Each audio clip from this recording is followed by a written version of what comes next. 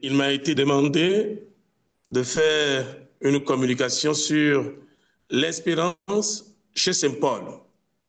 Il en est ainsi parce que le titre de la bulle d'induction du jubilé de cette année, l'espérance ne déçoit pas, eh bien, est une phrase de Saint Paul qui a beaucoup réfléchi sur la question de l'espérance. Et pour mieux comprendre ce que l'on n'entend pas espérance, il faut que nous retournions à Paul. Donc, mon développement va se faire en 4 axes et à chaque axe, il y a un test de soutien que quelqu'un voudra bien lire. Alors, le premier point que nous allons développer, c'est l'expérience comme chemin d'exode. Et le deuxième point, c'est l'espérance comme souvenir de l'avenir. Cela paraît contradictoire, mais on verra bien avec le développement. Et le troisième point, c'est l'espérance et la patience. Et le dernier point, nous allons parler de la trilogie foi, espérance et charité. Il faut que nous commencions par faire la distinction entre l'espoir et l'espérance. L'espoir, c'est la projection dans un futur proche ou lointain de mes attentes de l'heure. J'espère que l'année prochaine, j'aurai une nouvelle voiture. Ça peut arriver, comme ça peut ne pas arriver.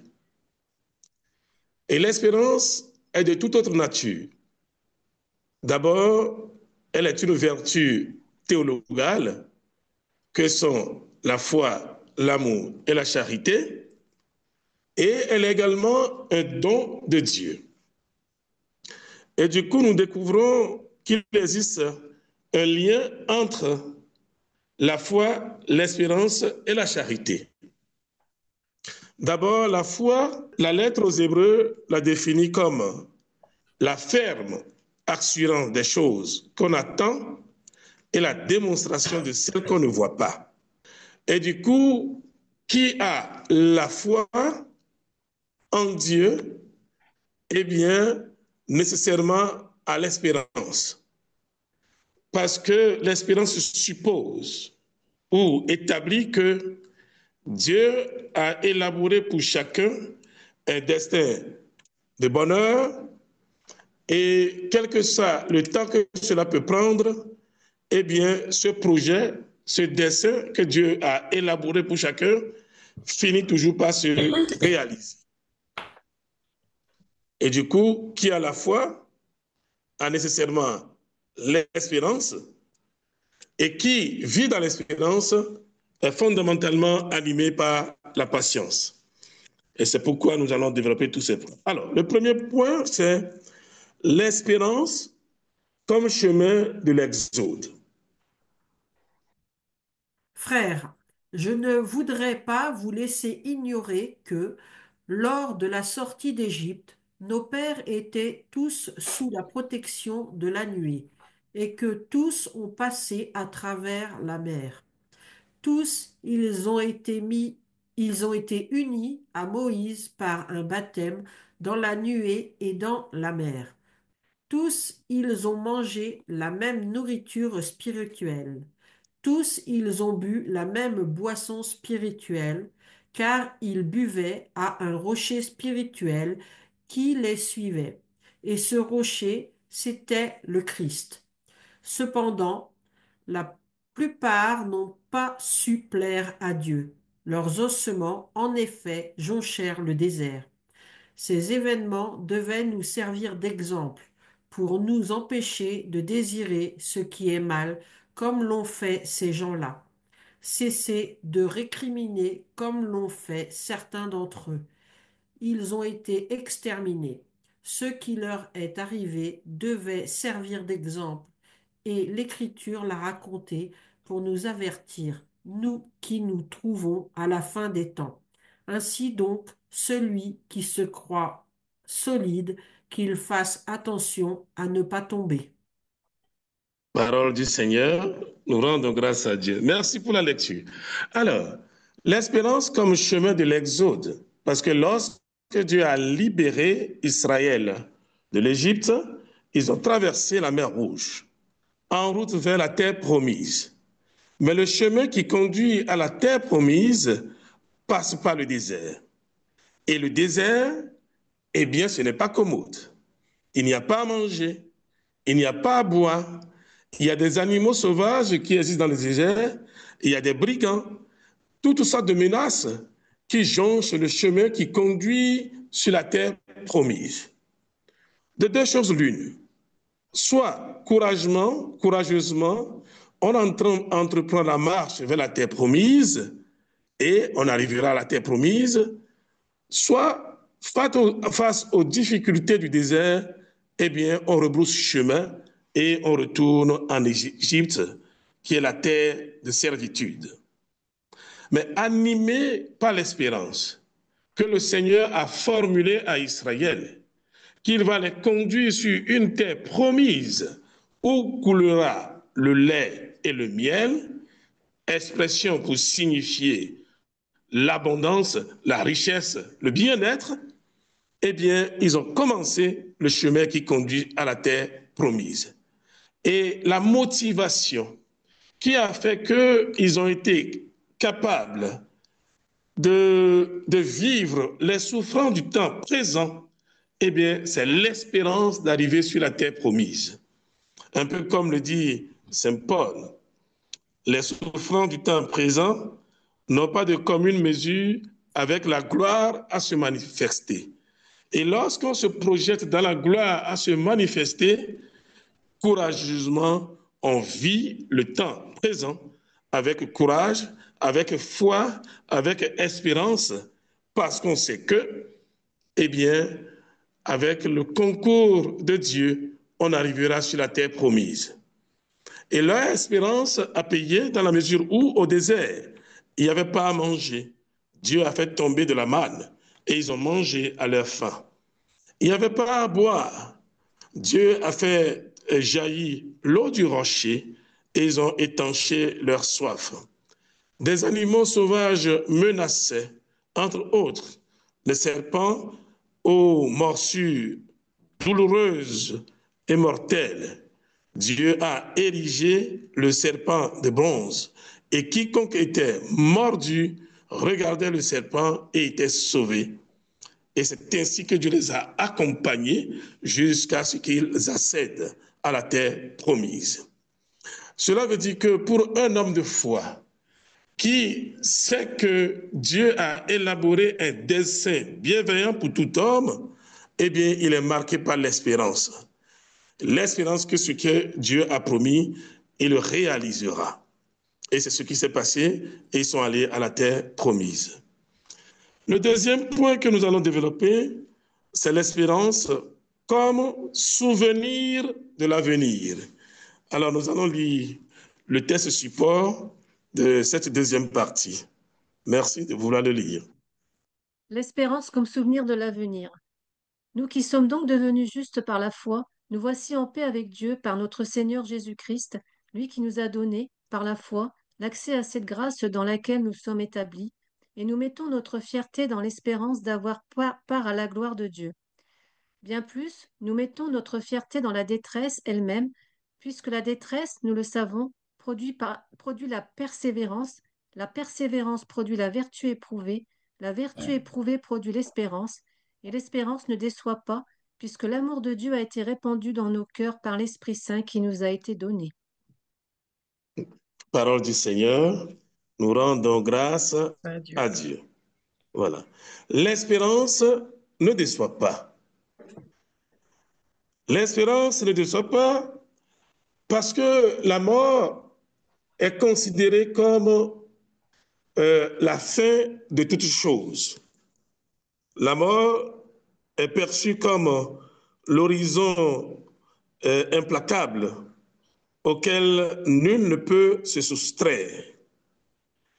Mais nous avons Jésus-Christ qui est mort, mais qui est ressuscité. Et du coup, avec le Christ, la mort cesse d'être le lieu de l'anéantissement de l'homme pour devenir un passage vers une vie nouvelle. Pour signifier qu'avec le Christ, au-delà de la mort, la vie continue à luire.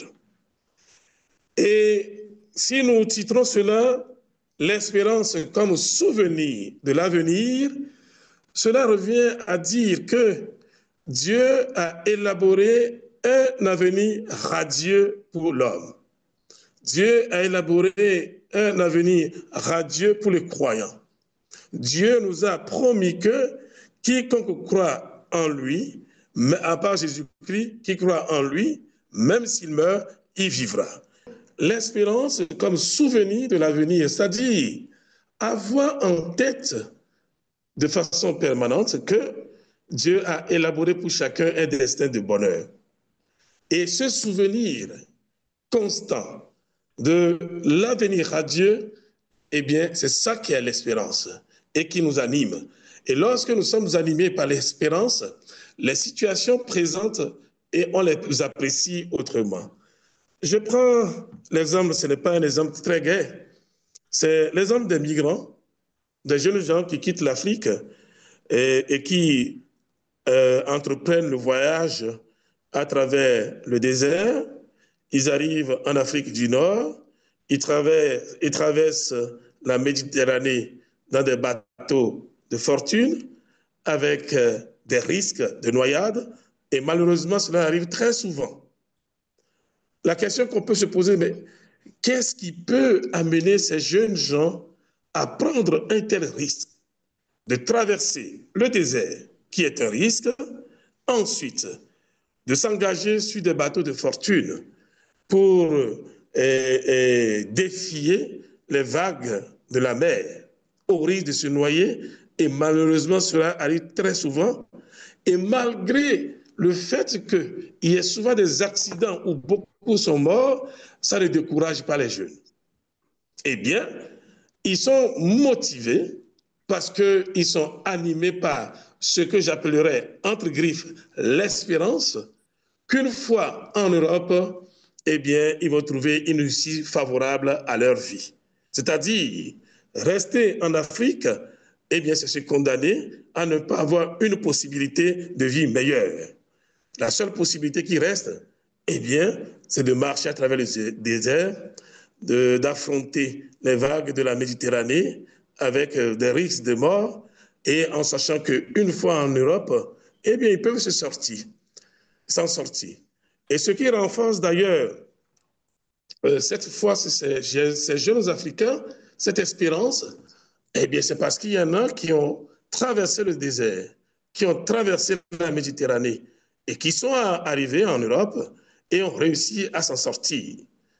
Et là, la jeunesse voit, ils connaissent ça et ça ne les décourage pas. Le souvenir de cet avenir radieux fait qu'ils sont prêts à affronter toutes les situations les plus périlleuses pour réaliser leurs rêves.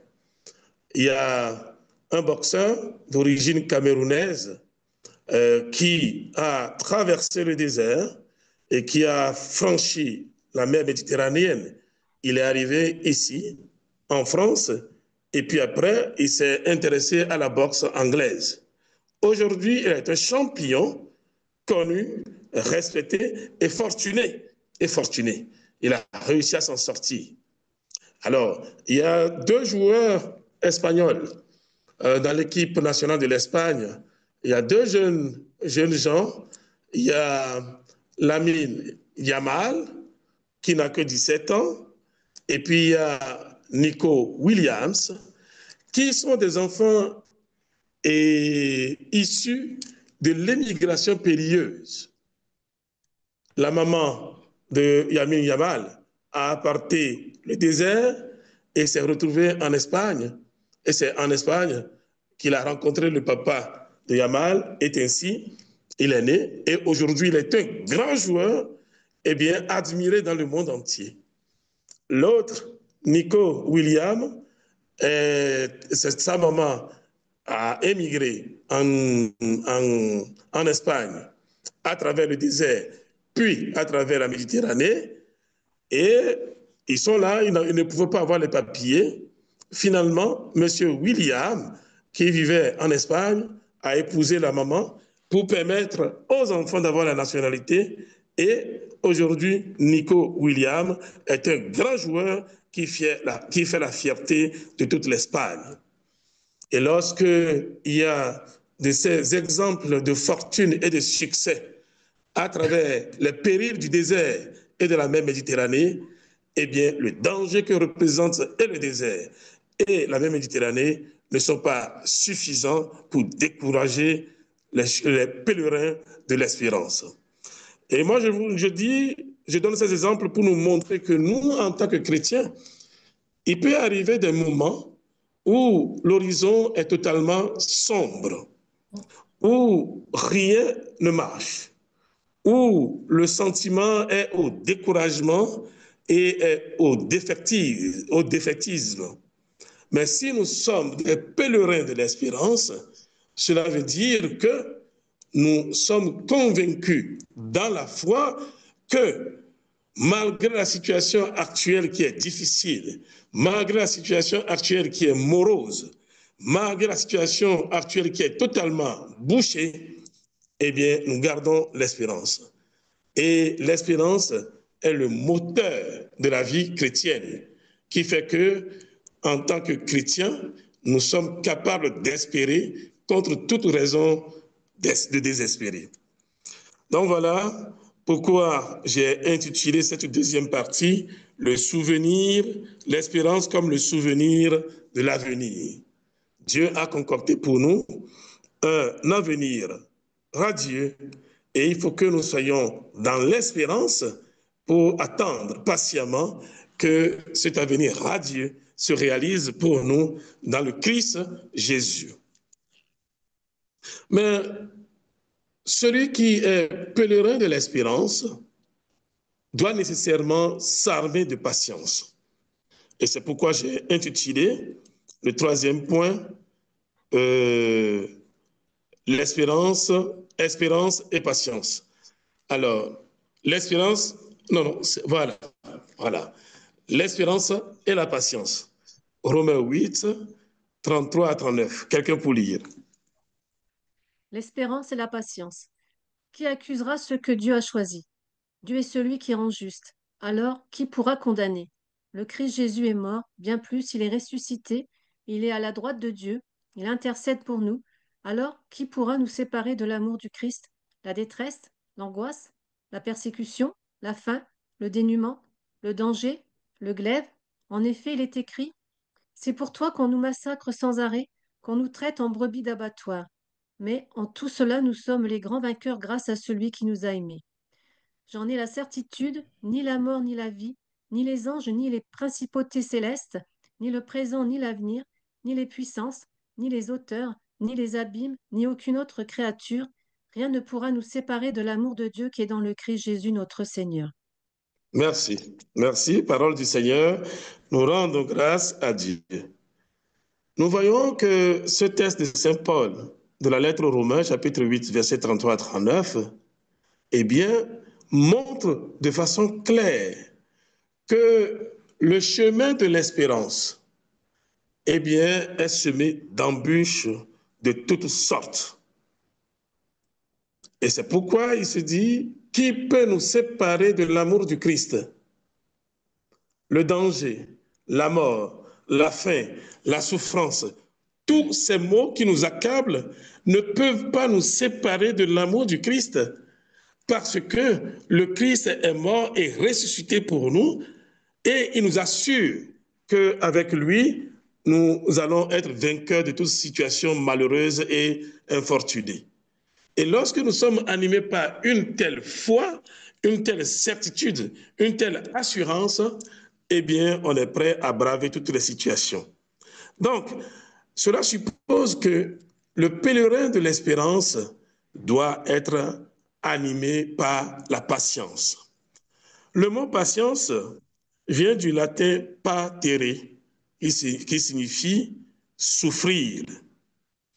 Et c'est pourquoi à l'hôpital, les malades sont appelés les patients, parce que patient vient de patere et de ceux qui souffrent. Et lorsqu'on est patient, patere, il faut être patient, c'est-à-dire savoir attendre de façon patiente pour que la promesse du Seigneur se réalise. Lorsqu'on est patient, patere, souffrance, eh bien, il faut être patient, c'est-à-dire savoir attendre, savoir se donner le temps nécessaire pour que la promesse du Seigneur se réalise. Lorsque on est sur le chemin de l'espérance et qu'on n'est pas patient, eh bien, on rebroussera chemin et la promesse ne pourra jamais se réaliser.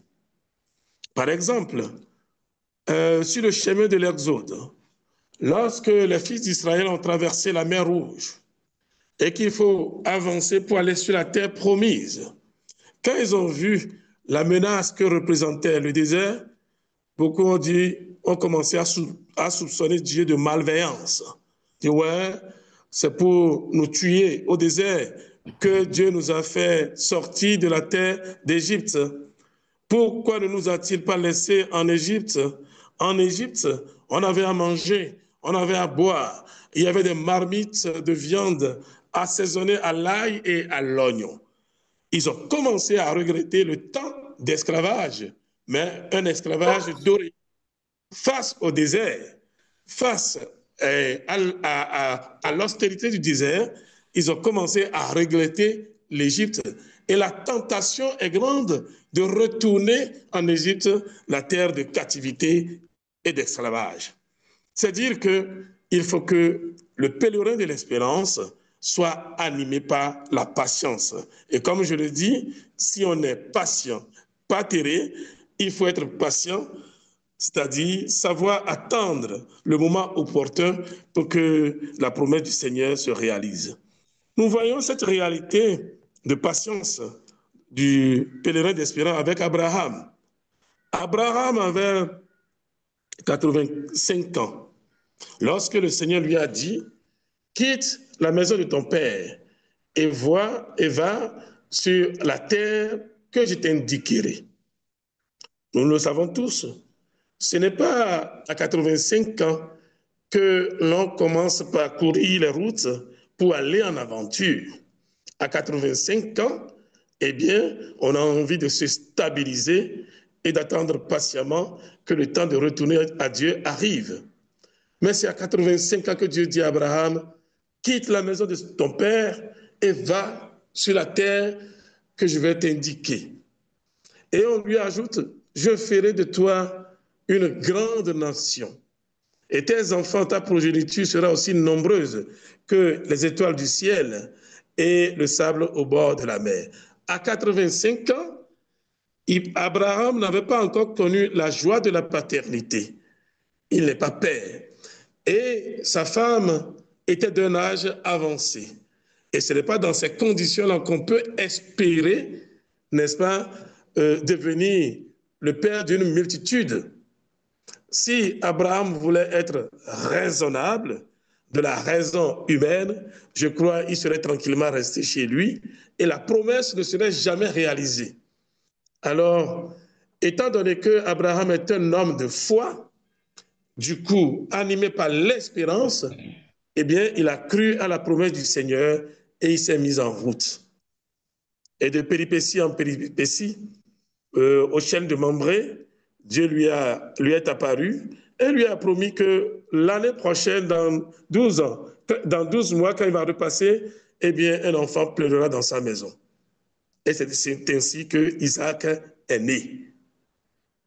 Puis, un jour, Dieu dit à Abraham, pour tester sa foi, de sacrifier son enfant unique, le fils de la promesse, celui par qui il va devenir le père d'une multitude. Dieu a demandé à ce que Abraham le sacrifie. Ah oui, cela veut dire que si Isaac meurt, la promesse ne se réaliserait pas. Et la logique humaine voudrait qu'en ce moment, Abraham désobéisse à Dieu. Mais, pèlerin de l'espérance, courageusement, eh bien, il est parti sur la montagne du sacrifice avec son fils pour montrer qu'il est un homme de foi, pour montrer qu'il est un homme d'espérance et que la promesse du Seigneur, quelles que soient les circonstances difficiles, finira par se réaliser. Et Dieu a épargné Isaac, et Isaac a donné naissance à Jacob. Et aujourd'hui, Abraham est devenu le père de la multitude, puisque si nous mettons ensemble et les chrétiens et les musulmans, eh bien, sur les 8 milliards de voisins sur Terre, on peut dire que 3 milliards sont enfants d'Abraham, c'est-à-dire et les chrétiens et les musulmans sont tous des enfants d'Abraham. Et la promesse est réalisée. La promesse est réalisée parce que Abraham est un pèlerin d'espérance et qui, malgré la confusion qui règne, malgré les menaces, malgré les difficultés, malgré le fait que ce qui lui est promis est humainement et raisonnablement n'est pas réalisable, pèlerin de l'espérance, il a quitté la maison de son père et la promesse est réalisée. Une autre personne que je vais citer dans cette logique, c'est Marie. Marie avait forgé le projet de se marier avec Joseph et les parents savent que les deux jeunes gens vont se mettre ensemble. Puis l'ange apparut à Marie et lui a dit qu'elle enfantera et donnera naissance à un enfant. Marie dit, mais comment cela va-t-il se faire puisque je ne connais point d'homme? L'ange lui dit, l'homme de très haut te prendra sous son ombre et tu accoucheras d'un enfant à qui tu donneras le nom de Jésus. Cela veut dire Dieu sauve. Je ne sais pas si Marie a compris tout ce que l'ange lui a expliqué. Une chose est claire, c'est qu'à cette époque, une femme soupçonnée ou accusée d'adultère court le risque d'être lapidée à mort. Et si Marie prenait une grossesse et que Joseph disait, eh bien, qu'il n'est pas responsable de cette grossesse, le risque pour Marie était énorme. Elle courait le risque de se faire lapider à mort. Et rien que cette considération, cette raison aurait pu amener Marie à dire, écoutez, monsieur l'ange, ce que vous me demandez de la part de Dieu, je veux bien le faire, mais c'est trop compliqué pour moi. Joseph risque de me dénoncer, et s'il me dénonce, je risque la mort. Mais Marie, en pèlerin de l'espérance, eh bien, a dit, je suis la servante du Seigneur, qu'il me soit fait selon sa parole. Et malgré le risque, le miracle s'est opéré, Jésus est né pour le salut de l'humanité. Marie aurait pu dire non, que peut-être nous serons encore en train d'attendre l'avènement du Messie. Puis, le dernier point, le dernier exemple que je vais citer rapidement, c'est l'exemple de Jésus. La veille de sa passion, dans le jardin de Gethsémani, lorsque Jésus voyait comme sur un écran virtuel les événements de lendemain, il a eu peur et il a commencé à transpirer le sang. Et il a dit à son père, Père, si cette coupe pouvait passer loin de moi, mais rapidement il s'est repris et il a dit, non pas ma volonté, mais que ta volonté soit faite.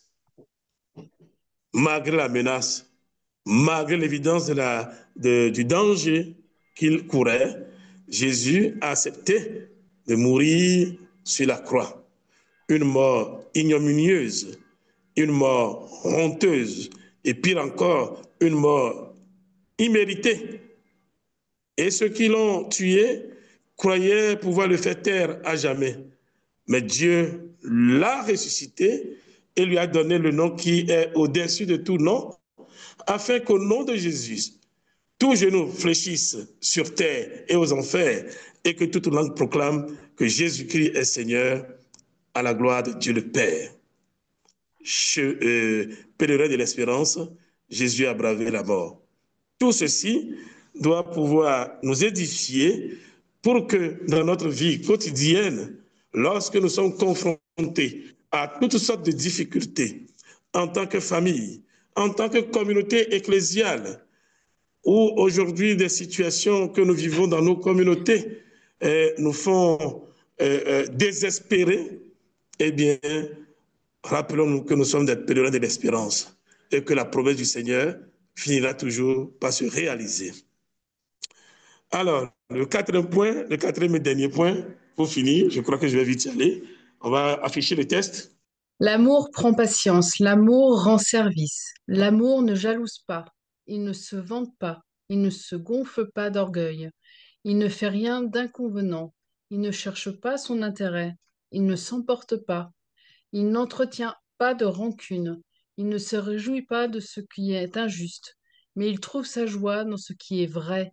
Il supporte tout, il fait confiance en tout, il espère tout, il endure tout.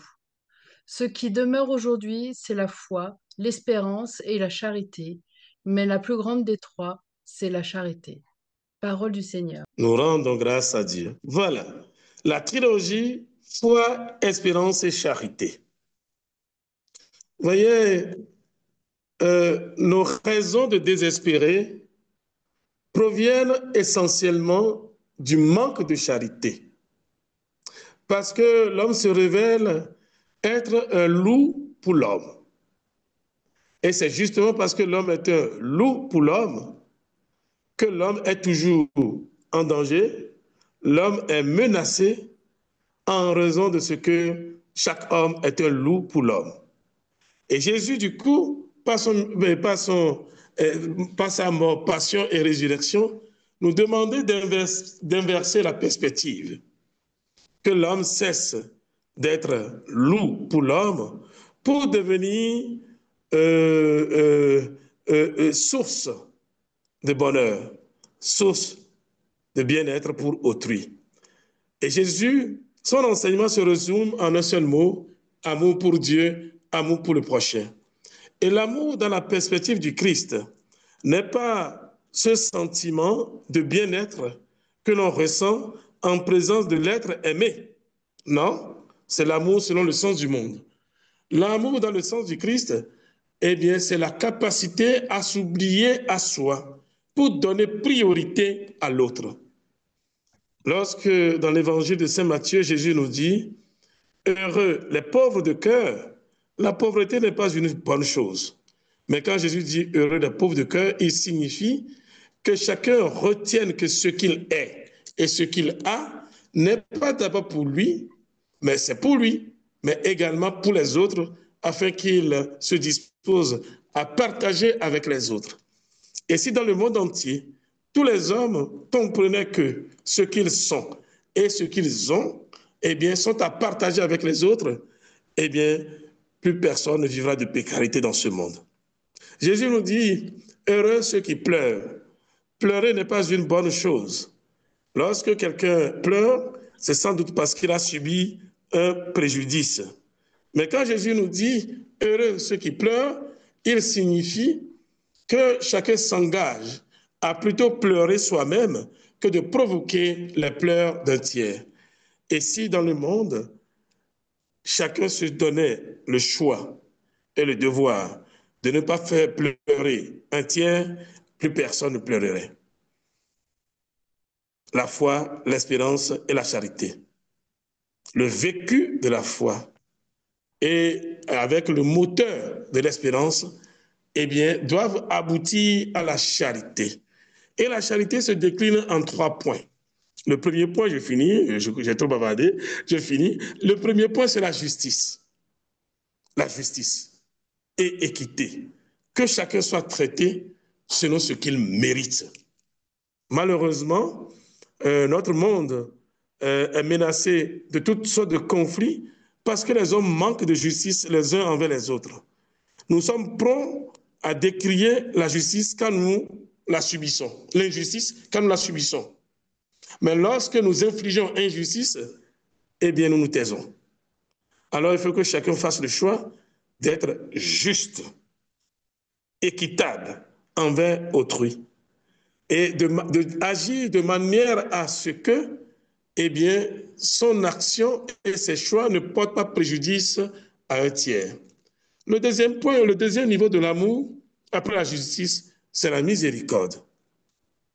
La miséricorde, c'est la tendresse de cœur, c'est-à-dire ce qui est grave aujourd'hui, c'est l'indifférence.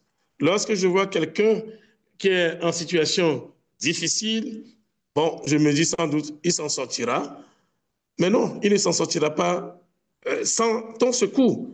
Et Jésus nous donne bien l'exemple du bon samaritain.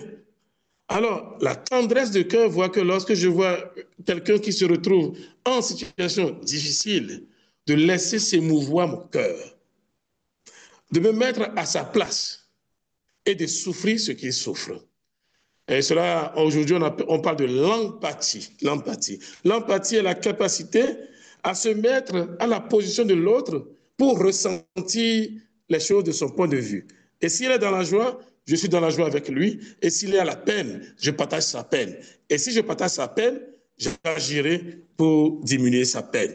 La miséricorde. Et le dernier point de l'amour, eh bien, c'est le pardon. Dans le Notre Père, nous disons, Père, pardonne nos offenses comme nous pardonnons aussi à ceux qui nous ont offensés. Ce faisant, nous faisons du pardon que nous accordons à autrui la condition pour que Dieu nous pardonne. Mais alors, dans le Notre Père, il arrive souvent à l'Église où nous avons subi des préjudices, où nous disons, ce qu'il m'a fait, je ne lui pardonnerai jamais. Mais arrivé à l'Église, nous récitons gaillardement la prière du Notre Père. Moi, je crois que si nous sommes malins, lorsque nous commençons à réciter, à faire la prière du Notre Père, et que nous nous sommes dit, le mal qu'il m'a fait, je ne vais jamais lui pardonner, arrivé à la partie où on dit, pardonne nos offenses comme nous pardonnons, il vaut mieux la boucler. C'était et rattraper plus tard. Sinon, si dans ton cœur, il y a quelqu'un à qui tu dis, je ne veux pas lui pardonner, alors même que tu dis, pardonne-moi parce que je pardonne, eh bien, cette prière, au lieu d'être une source de bénédiction, peut devenir une source de d'auto-malédiction. Pèlerin de l'espérance. Si nous sommes pèlerins de l'espérance, nous devons retenir que Dieu a élaboré pour nous un dessein de bienveillance, un dessein de bonheur. Et quelle que soit la situation que nous traversons, eh bien, la terre promise est ce qui nous attend. Il faut que nous nous armions de persévérance, de patience pour accéder à la terre promise.